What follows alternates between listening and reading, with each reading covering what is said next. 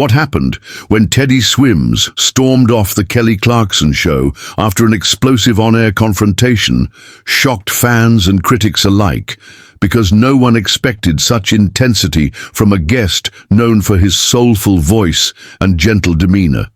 The episode started with high energy, the audience cheering as Teddy entered the stage to promote his new album and discuss his meteoric rise from covering songs online to selling out arenas. Kelly welcomed him with warmth, praising his authenticity and storytelling, and for the first few minutes their chemistry seemed effortless, full of laughter and shared admiration. But live television has a way of turning, and the conversation that followed quickly shifted into territory that neither the audience nor the producers could have anticipated. What began as casual questions about fame, pressure, and identity suddenly morphed into a tense clash that would soon dominate headlines. The first sign of trouble came when Kelly asked Teddy how he managed to stay grounded amid sudden stardom, adding playfully, "It must be hard to keep the ego in check when millions are streaming your songs every day." While Kelly's intention may have been light-hearted, the phrasing landed heavily on Teddy, whose expression changed almost instantly. His smile faded, and he responded firmly that humility was not something he needed to be reminded of because his journey had been marked by constant struggle, sacrifice, and self-doubt. The studio audience chuckled at first, perhaps thinking he was joking, but the intensity in his voice made it clear he wasn't. Kelly tried to soften the moment by clarifying that she meant it as a compliment, but Teddy wasn't convinced. And the air in the room grew tense. Teddy leaned forward in his chair, explaining passionately that behind every viral hit and streaming number were years of unnoticed work, countless nights in empty bars, and financial hardships that pushed him to the edge. He said being asked about ego felt like dismissing the humanity behind his art, reducing his journey to a caricature. The audience listened in silence, sensing his sincerity, but also the sharpness in his tone.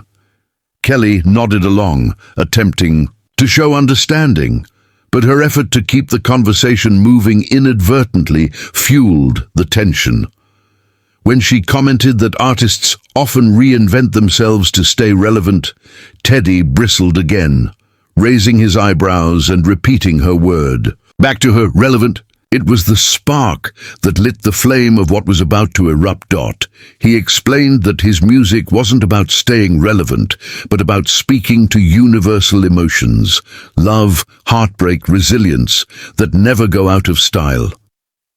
"I didn't claw my way here just to be called a trend," he said, his voice trembling between frustration and passion. The audience gasped, clearly sensing the weight of his words. Kelly, caught between defending her intention and respecting his perspective, tried to clarify again that she meant relevance in terms of adaptation to evolving music scenes. But Teddy wasn't ready to let go. His hands moved as he spoke, his voice rising as he argued that too often the industry undermines artists by framing their careers as fleeting, ignoring the depth of their craft. What was supposed to be a promotional conversation had now transformed into an unfiltered confrontation on live TV. Kelly attempted to steady the moment by shifting focus back to Teddy's fans, suggesting that much of his popularity stemmed from how personal and vulnerable he appeared, both online and on stage. But Teddy cut in before she could finish, saying that vulnerability should never be mistaken for weakness. His tone sharpened, and though he was clearly emotional, his words carried conviction. "I'm not here to be dissected for ratings," he declared. "I'm here because my music connects with people." The studio erupted in applause, with many audience members clapping loudly, supporting his defiance, while others exchanged uneasy glances. It was clear that this was no longer a routine interview. It had become a live spectacle of authenticity, colliding with the demands of entertainment. Kelly, visibly unsettled, tried to smooth things over by smiling and offering another compliment about his artistry, but the tension was too thick. Teddy's eyes locked onto her as he said, "I didn't come here to be put into a box, or have my story twisted into some headline about ego and fame." Kelly responded softly, reminding him that she herself was an artist and understood the pressures of fame. But Teddy countered quickly, saying, "Then you should know better than anyone how it feels to be reduced like that." The crowd's collective gasp reverberated through the studio, and the energy shifted completely. Kelly's usually unshakable poise seemed rattled as she attempted to laugh it off, but the discomfort was impossible to mask. The climax came when Kelly tried to move the conversation to his upcoming tour dates, hoping to steer the show back to safer ground. Teddy paused, shook his head, and leaned back in his chair before muttering, "If this is what this is about, then maybe I don't need to be here." The audience, caught off guard, fell completely silent. A few seconds later, Teddy stood up, pulled off his microphone, and placed it on the chair with a decisive thud.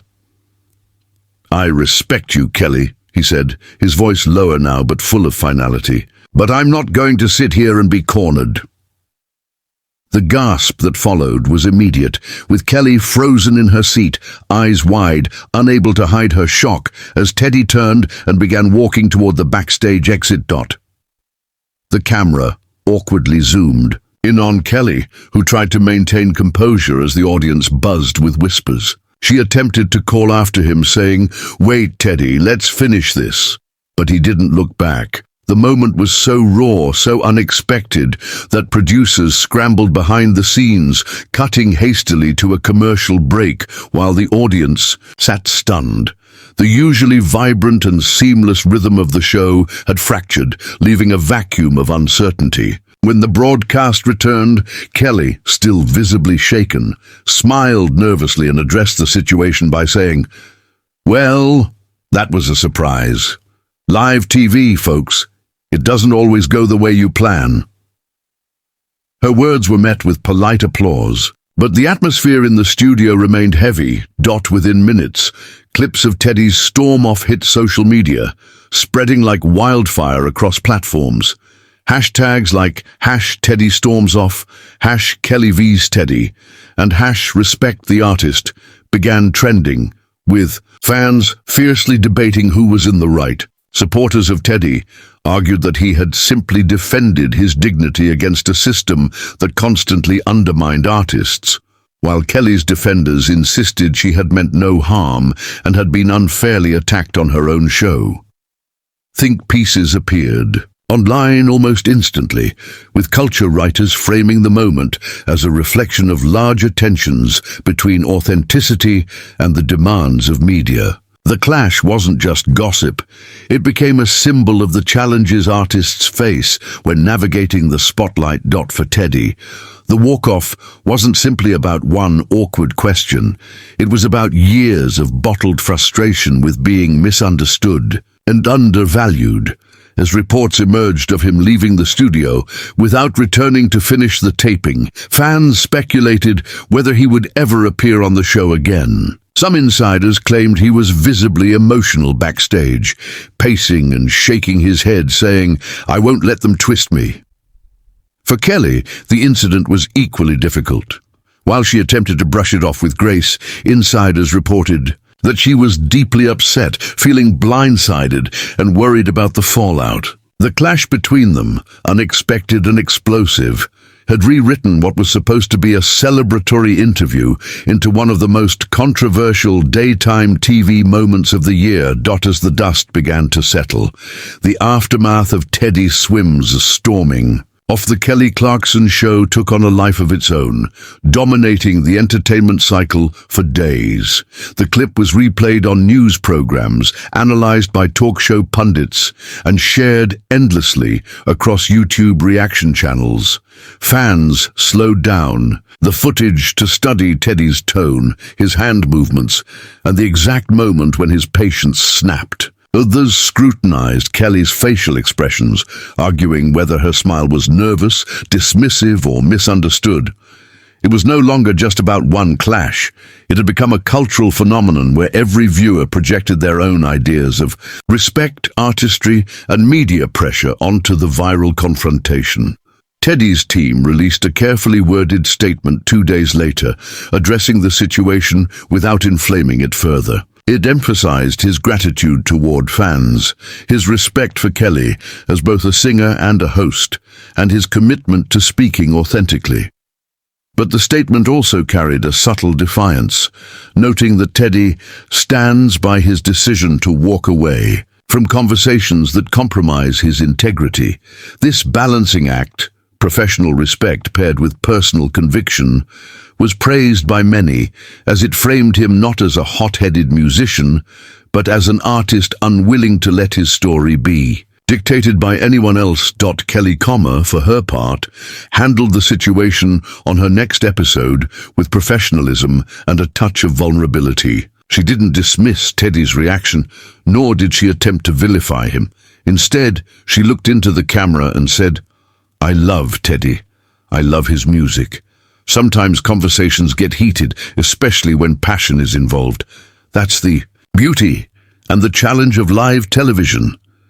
Her response was calm, diplomatic, and humanizing, which earned her praise from her loyal fan base. Yet even with this measured statement, speculation about her true feelings persisted, with tabloids publishing insider takes that she felt blindsided and disrespected.